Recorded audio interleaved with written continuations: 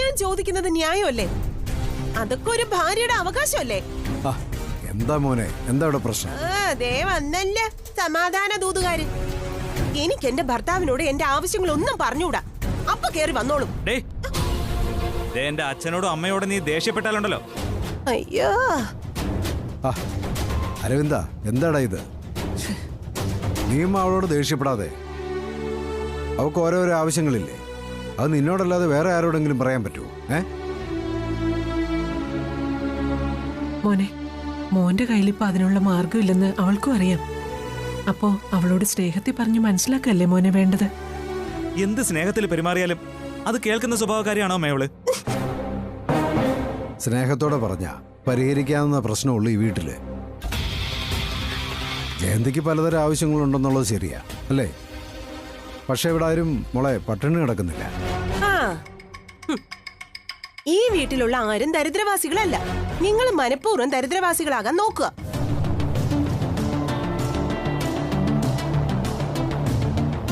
മനസ്സിലായില്ലേ?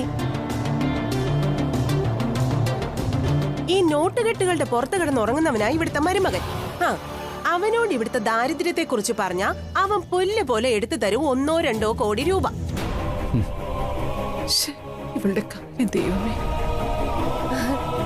അതുപോരെ ഇവിടെ എല്ലാവർക്കും ആഘോഷപൂർവ്വം ജീവിക്കാൻ. നിനക്ക് അങ്ങനെയുള്ള നാണം കെട്ട തോന്നലുകളൊക്കെ ഉണ്ടാവും. അത് ഞങ്ങൾക്കറിയാം. അതൊന്നും നീ ഇങ്ങോട്ട് വിളമ്പണ്ട. ഞങ്ങൾ അഭിമാനികളാ. ഞങ്ങളുടെ മരണം വരെ അങ്ങനെ തന്നെ ജീവിക്കുകയും ചെയ്യും. ആയിക്കോട്ടെ. ബുദ്ധിമുട്ടും പ്രയാസങ്ങളും ഒക്കെ ഉണ്ട്. അതൊക്കെ നാളെ മാറിക്കോളും. ആ പ്രതീക്ഷയല്ല ഞങ്ങൾ ജീവിക്കുന്നതന്നെ.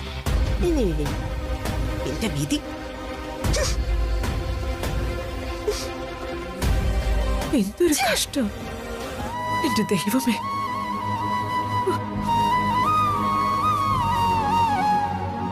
ബസ്സേട്ടാ, ഈ ജോലിയും കിട്ടിയില്ലല്ലോ. ഇതും ഭഗവാന്റെ പരീക്ഷണമായിരിക്കും. ദേവകി, എല്ലാം ശരിയാവുന്ന ഒരു ദിവസം വരും.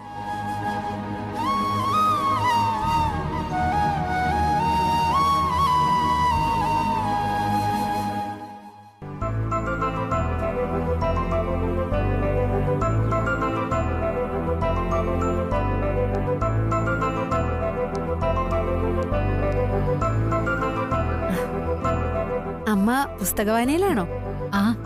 ഒരു പുസ്തകം കിട്ടി. എനിക്ക് സ്ലീപ്പിംഗ് പിൽസ് പോലെയാ പുസ്തകം. സ്ലീപ്പിംഗ് പിൽസ് കഴിച്ചാ കുറെ നേരം കഴിയാതെ ഉറക്കം വരില്ല. പുസ്തകം കയ്യിലെടുത്താ അപ്പ ഉറക്കം വരും. അമ്മേ, ഒരു കാര്യം പറയാനുണ്ട്. എന്താ മോളെ? ഇവിടെ എന്തൊക്കെയോ ചില രഹസ്യ സംഭവങ്ങൾ നടക്കുന്നുണ്ട്. രഹസ്യ സംഭവങ്ങളോ? ശ്യാമയുടെ മുറി കേന്ദ്രീകരിച്ചാണ് രഹസ്യങ്ങൾ അരങ്ങേറുന്നത്. എന്ത് രഹസ്യങ്ങൾ? അതൊന്നും ഒരു പിടിയുമില്ല. എന്താന്നറിയാൻ ഞാനൊരു ഇൻവെസ്റ്റിഗേഷനൊക്കെ നടത്തി നോക്കി. പക്ഷെ ഒന്നും കണ്ടെത്താൻ കഴിഞ്ഞില്ല. അമൃതയെടുത്തിക്കും അഖിക്കും ശ്യാമയ്ക്കും മാത്രമേ ഈ കാര്യങ്ങളൊക്കെ അറിയൂ. അവരെല്ലാം ഒളിപ്പിക്കുക. എന്താ മോളെ? എന്താ കാര്യമൊന്നും ഒരു ഐഡിയ ഇല്ലേ? ഒന്നെനിക്കറിയാം, ആ ശ്യാമയ്ക്ക് എന്തൊക്കെയോ കുഴപ്പങ്ങളുണ്ട്. കുഴപ്പങ്ങൾ എങ്ങനെ വരാതിരിക്കും? എന്റെ പ്രാർത്ഥന ദൈവം കേൾക്കാതിരിക്കോ? ദൈവം കൊടുക്കും അവക്ക്. അവൾ അനുഭവിക്കുകയും ചെയ്യും.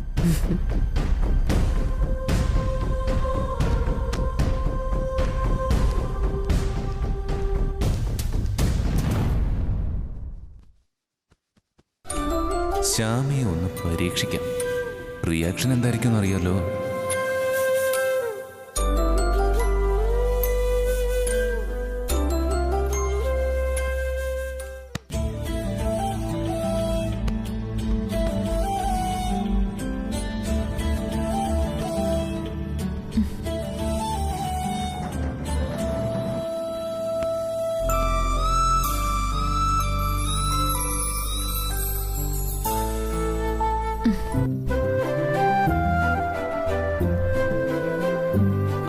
ശ്യാമേ, കാര്യം എന്തൊക്കെ പറഞ്ഞാലും ആ വിസ്മയുടെ പാട്ടുകളുണ്ടല്ലോ, ആഭാരം തന്നെ. സമ്മതിക്കാതെ വയ്യ. എന്തൊരു ലയ ആ പാട്ടിന്. മധുരമായ ശബ്ദം. ദൈവം അനുഗ്രഹിക്കണമെങ്കിലേ ദേ ദേ ദേ ദേ ഇങ്ങോട്ട് നോക്കിയേ. ഇങ്ങനെ അനുഗ്രഹിക്കണം.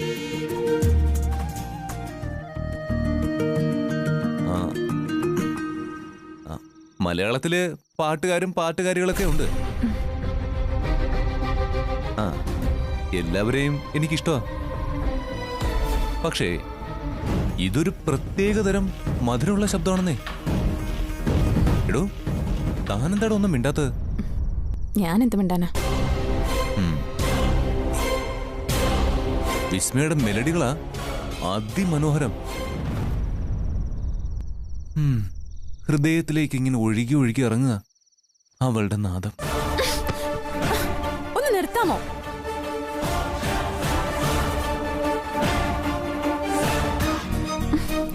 ഒരു വിസ്മയവർണ്ണന. എടോ അതിന് താനെന്തിനാ ചൂടാവുന്നത്? വിസ്മയുടെ പാട്ട് നല്ലതാന്ന് പറഞ്ഞേന് താനെന്തിനാ അവിടെ ദേഷ്യപ്പെടുന്നത്? പുകഴ്ത്താണെങ്കിലും അതിനൊരു പരിധിയില്ലേ? എടോ വലിയ വലിയ പ്രതിഭാശാലികളെയും ലെജൻഡുകളെയൊക്കെ നമ്മളിങ്ങനെ സ്തുതിച്ച് പറയാറില്ലേ? വിസ്മയും അതുപോലെ ലോകം അറിയാൻ പോകുന്ന ഒരു പാട്ടുകാരിയല്ലേ? അതുകൊണ്ട് പുകഴ്ത്തിയതാ. എനിക്കത് ഇഷ്ടമല്ല. ഇഷ്ടമല്ലെങ്കിൽ ഞാൻ നിർത്തി. താൻ പിണങ്ങാതെ. പിണങ്ങുമ്പോ തന്നെ കാണാൻ എന്തൊരു ഭംഗിയാ. പെണ്ണിന്റെ പിണക്കവും നാണവും അവരുടെ സൗന്ദര്യം കൂട്ടും.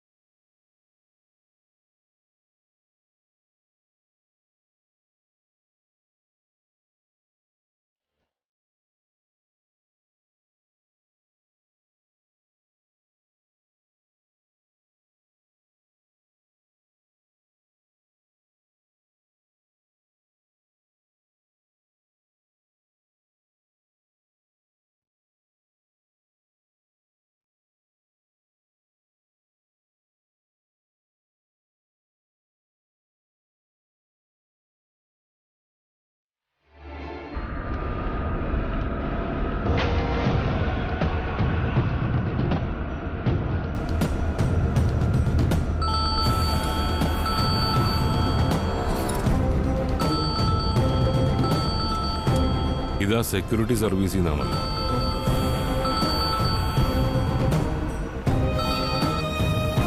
ഹലോ, സേവന സെക്യൂരിറ്റി സർവീസിൽ നിന്ന് രാമേന്ദ്രനാണ് സാർ. രാമേന്ദ്ര പറ. സാറേ, സാറെന്ന ആനന്ദ നിലയത്തിലെ സെക്യൂരിറ്റിയുടെ നമ്പർ ചോദിച്ചപ്പോൾ എനിക്കൊരു അബദ്ധം പറ്റി. എന്താ അബദ്ധം?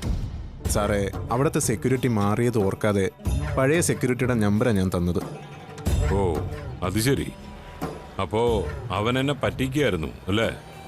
അതെനിക്ക് പറ്റിയൊരു അബദ്ധമാണ് സാർ. താൻ നമ്പർ മാറി തന്നത് കാരണം ഞാൻ പമ്പര വിഡ്ഢിയായില്ലടോ. അവൻ എന്നെ വഞ്ചിച്ചില്ലടോ. താൻ തന്ന നമ്പർ ആരുടെയാ? അവന്റെ യഥാർത്ഥ പേരെന്താ? അത് പറയാൻ പറ്റില്ല സാർ. എത്തിക്സിന് ചേർന്ന കാര്യമല്ലല്ലോ. വേണമെങ്കിൽ അവിടുത്തെ പുതിയ സെക്യൂരിറ്റിയുടെ നമ്പർ തരാം. വേണ്ട. പഴയ സെക്യൂരിറ്റി ഏത് ഫ്രോഡായിരുന്നു എന്ന് പറയാൻ തനിക്കല്ലേ ബുദ്ധിമുട്ടുള്ളൂ. അവനെ കണ്ടെത്താനുള്ള വഴി എനിക്കറിയാം. ജഗന്നാഥനെ പറ്റിച്ചവനെ ഞാൻ വെറുതെ വിടില്ല. സാർ, ഫോൺ വെക്കടാ.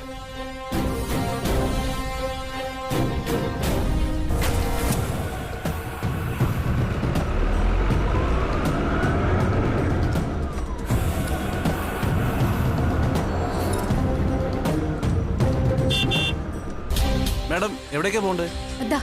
ആ ഓട്ടോയുടെ പുറകെ പൊയ്ക്കോ. ശരി.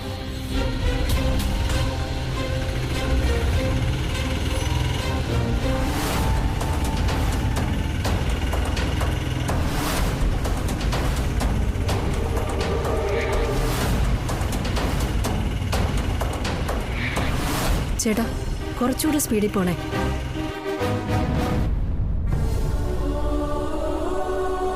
എനിക്ക് നിന്നോട് നുണ പറയേണ്ട കാര്യം എന്തിരിക്കുന്നു? ഞാൻ എന്റെ കണ്ണുകൾ കൊണ്ട് കണ്ട് ബോധ്യപ്പെട്ട കാര്യം നിന്നോട് പറയുമ്പോ നീ എന്തിനാ അവിശ്വസിക്കുന്നത്? ഞാൻ അവിശ്വസിക്കുന്നതല്ല വിവേക്. പിന്നെന്താ? നീ പറഞ്ഞതിലൊക്കെ ചില സത്യങ്ങളുണ്ടെന്ന് എനിക്ക് തോന്നുന്നുണ്ട്. തോന്നുന്നേ ഉള്ളോ? അപ്പൊ ഞാൻ പറഞ്ഞതിൽ വിശ്വാസമില്ലെന്നല്ല അർത്ഥം? എന്നല്ല വിവേക്, ഇതിന്റെ മറുപടി ഞാൻ നേരത്തെ പറഞ്ഞു കഴിഞ്ഞതാ. നേരിട്ട് എന്റെ കണ്ണുകൾ കൊണ്ട് കാണാതെ ഞാൻ ഇതൊന്നും വിശ്വസിക്കില്ല. കാണാത്ത കാര്യങ്ങൾ എന്റെ പ്രിയപ്പെട്ടവർ പോലും പറഞ്ഞിട്ട് ശരിക്കും അനുഭവിച്ചവനാ ഞാൻ. നീ എനിക്ക് പ്രിയപ്പെട്ട ഒരാളാണ്. നിന്റെ ഭാര്യ ഒരു ട്രാപ്പിൽപ്പെട്ട് അവളുടെ സർഗശേഷി മറ്റുള്ളവർക്ക് വേണ്ടി നശിപ്പിക്കുകയാണ്. നിന്നോടുള്ള പ്രിയം മാത്രമല്ല അഖില ഇക്കാര്യത്തിലുള്ളത്. ശ്യാമ അത്ഭുത സിദ്ധികളുള്ള ഒരു ഗായികയാണ്. അതൊരു സംഗീതജ്ഞനായി എനിക്കറിയാൻ പറ്റും. നീ എന്താ അഖിലെ ഒന്നും മിണ്ടാതിങ്ങനെ ആലോചിക്കുന്നേ? അതല്ല വിവേക്, ഞാൻ ഏറ്റവും കൂടുതൽ സ്നേഹിക്കുന്ന എന്റെ ഭാര്യ ഇത്ര വലിയൊരു പാട്ടുകാരിയാണെന്ന് എനിക്കിതുവരെ മനസ്സിലാക്കാൻ കഴിഞ്ഞില്ലല്ലോ. ഞാൻ എന്തൊരു വിഡ്ഢിയാ. എന്നുവെച്ച് ശ്യാമ നിന്നെ കബളിപ്പിക്കുകയോ നിന്നെ വിഡ്ഢിയാക്കുകയോ ചെയ്തതല്ല. ഞാൻ പറഞ്ഞല്ലോ, കീടനാശിനികളാ ആ അരുന്ധതിയും മകളും. മാരകമായ വിഷങ്ങൾ. എടാ, അവരൊരുക്കിയ ഒരിക്കലും രക്ഷപ്പെടരുതെന്ന് കണക്കുകൂട്ടി വിരിച്ച ഈ വലയിൽ ശ്യാമ കുരുങ്ങിക്കിടക്കുക. ശ്യാമയെ അതിൽ നിന്ന് രക്ഷപ്പെടുത്തണം. അതിനെന്താ സംശയം വിവേക്? അവൾ എന്റെ പ്രാണനല്ലേ. എന്റെ ശ്യാമയെ ഞാൻ രക്ഷപ്പെടുത്തും. അവളെ കുരുക്കിയവരോട് ഞാൻ പകരം വീട്ടുകയും ചെയ്യും. അവർക്ക് ഞാനൊരു ഷോക്ക് ട്രീറ്റ്മെന്റ് കൊടുക്കുന്നുണ്ട്. അത് കഴിഞ്ഞു മതിട്ടോ നിന്റെ പകരം വീട്ടിലൊക്കെ. എന്നാലും ശ്യാമ ഇതിൽ എങ്ങനെ ചെന്ന് പെട്ടുന്നാ ഞാൻ ആലോചിക്കുന്നേ. ഇപ്പോഴും ശ്യാമ ഒരു പാട്ടുകാരിയാണെന്നും അവളൊരു ചതിയിൽപ്പെട്ട് വേറൊരുത്തിക്ക് വേണ്ടി പാടിക്കൊടുക്കുകയാണെന്നും നിനക്ക് വിശ്വസിക്കാൻ കഴിയുന്നില്ല അല്ലേ? എന്നല്ലടാ ഞാൻ പറഞ്ഞത്. ശരി, ഞാൻ പറഞ്ഞ സത്യങ്ങൾ നിന്നെ കൃത്യമായിട്ട് ബോധ്യപ്പെടുത്താൻ മറ്റൊരു വഴിയുണ്ട്. നീ വാ. എങ്ങോട്ടേക്കാ? നീ വാ അഖിലേ.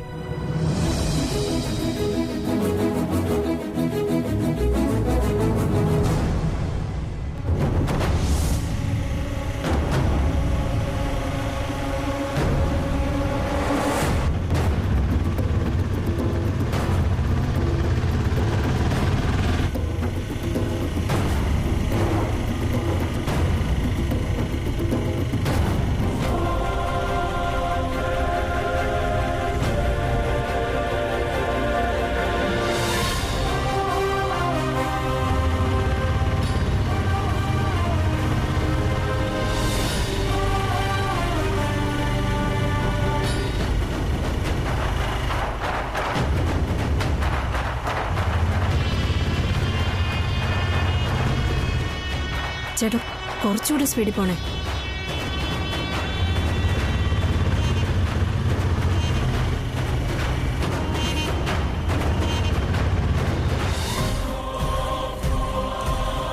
ആ ഓട്ടോ നമ്മളെ ഫോളോ ചെയ്യാണല്ലോ. അതെ മാഡം, കുറേ നേരമായി നമ്മുടെ പുറകെ ഉണ്ട്. ഒന്ന് ഒതുക്കാവോ? Okay madam.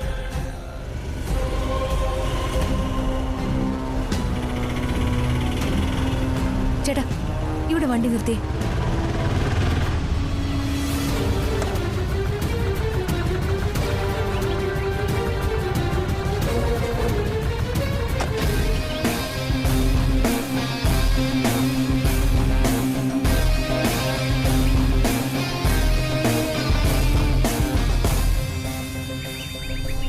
കുറെ നേരമായല്ലോ നിങ്ങൾ എന്നെ ഫോളോ ചെയ്യുന്നു.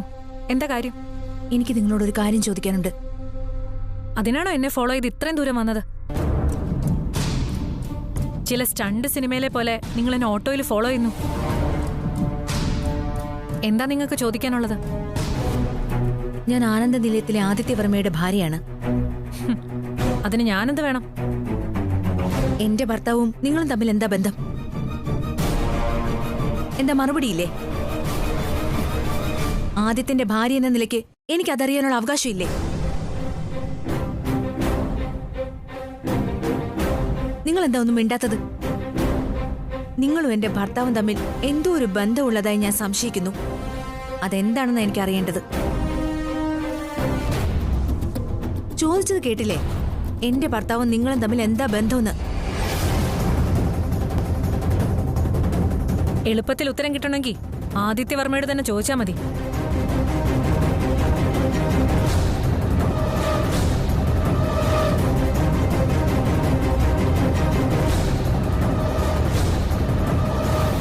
നിൽക്ക്, അങ്ങനെ പോവാൻ വരട്ടെ. നിങ്ങളത് പറഞ്ഞിട്ട് പോയാ മതി. എന്താ ഭീഷണിയാണോ? ഞാനൊരു ഭാര്യയാണ്, അതിലുപരി ഒരു അമ്മയാണ്. ഞാനും ഒരു അമ്മയാണ് മാഡം. വഴി പോയ ആരെങ്കിലും കയറി പിടിച്ചു നിർത്തിയല്ല ഞാൻ ഈ ചോദ്യങ്ങൾ ചോദിക്കുന്നത്. എന്റെ ഭർത്താവും നിങ്ങളും തമ്മിലുള്ള ഇടപെടലിൽ എന്തോ അപകടകരമായ കാര്യമുള്ളതായി ഞാൻ സംശയിക്കുന്നു. അതറിയാനുള്ള ന്യായമായ അവകാശം എനിക്കുണ്ട്. നിങ്ങൾ ആനന്ദ നിലയത്തിലെ മരുമകളാണെന്നുള്ള അഹങ്കാരമൊന്നും എന്നോട് വേണ്ട. അപ്പോ ആനന്ദ നിലയത്തെക്കുറിച്ച് നിങ്ങൾക്ക് നന്നായിട്ട് അറിയാം. അറിയാം. ശാപം പേര് നിൽക്കുന്ന ആ തറവാടിനെ കുറിച്ച് ആർക്കാ അറിയാൻ പാടില്ലാത്തത്? ഇത് ഒരു പബ്ലിക് പ്ലേസാ. 2 സ്ത്രീകളിൽ നിന്ന് തർക്കിക്കുന്നത് കണ്ടാൽ ആളുകൾ ശ്രദ്ധിക്കും, പ്രത്യേകിച്ച് ഈ ഓട്ടോക്കാര്. അതുകൊണ്ട് പറയും, എന്റെ ഭർത്താവും നിങ്ങളും തമ്മിലുള്ള രഹസ്യം എന്താ? ഇതിന്റെ മറുപടി ഞാൻ പറഞ്ഞു കഴിഞ്ഞു. അയാളോട് തന്നെ ചോദിക്കാൻ. അയാളുടെ താലി നിങ്ങളുടെ കഴുത്തിലുണ്ടെങ്കിലേ അയാൾക്ക് മറുപടി പറഞ്ഞേ പറ്റൂ. ചെന്ന് ചോദിക്ക.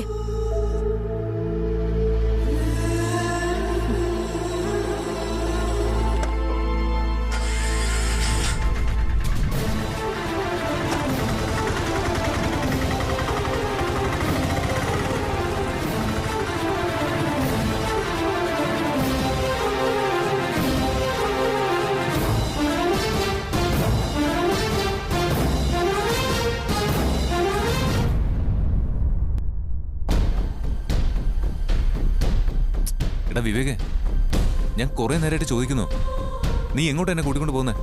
എടാ, ഇവിടെയാണ് ശ്യാമയുടെ പാട്ട് റെക്കോർഡ് ചെയ്ത സ്റ്റുഡിയോ ഉള്ളത്, പല്ലവി സ്റ്റുഡിയോ. ഇവിടെ ഒരു റെക്കോർഡിസ്റ്റ് ഉണ്ട്. ഈ ചതിക്ക് കൂട്ടുവന്നത് അയാളാണ്. പക്ഷേ അവൻ അരുന്ധതിയുടെയും വിസ്മയുടെയും അത്രയ്ക്ക് ഫ്രോഡല്ല. കുറച്ചൊക്കെ മനസാക്ഷിയുണ്ട്. അവൻ ശ്യാമയോട് എന്തൊക്കെയോ സംസാരിക്കുന്നത് ഞാൻ കേട്ടതാ.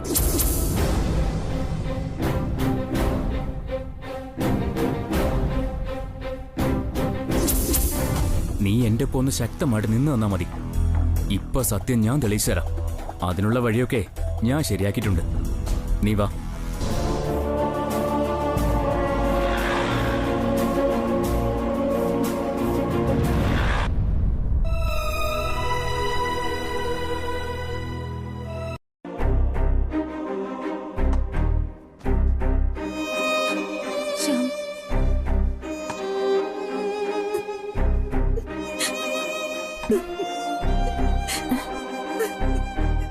എന്താടത്തി?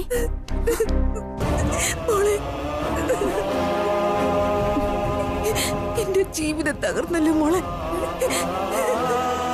ഞാനിനി എന്തിനാ ജീവിച്ചിരിക്കുന്നെ? എടുത്തി കരല്ലേ? എന്തിനൊരു പരിഹാരമില്ലേ? എന്താ പറ്റിയേ? എന്ത് പരിഹാരം ശ്യാമേ? ഇത്രയും നാളും ഞാൻ സ്നേഹിക്കുകയും വിശ്വസിക്കുകയും ചെയ്ത ആദ്യമായിട്ട് എന്നെ ചതിച്ചു. എനിക്കിത് സഹിക്കാൻ പറ്റുന്നില്ല. എടുത്തി, ഇത് എടുത്തിട്ട് ഒരു തെറ്റിദ്ധാരണയാ. നമ്മുടെ ആദ്യമായിട്ട് അങ്ങനെ ഒരാളല്ലല്ലോ.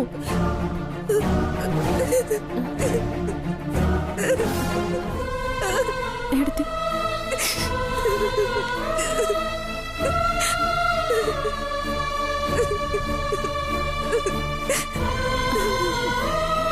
എടുത്തി, ശ്യാമേ, എടുത്തി, എന്താ പറ്റുന്നൊന്ന് പറ.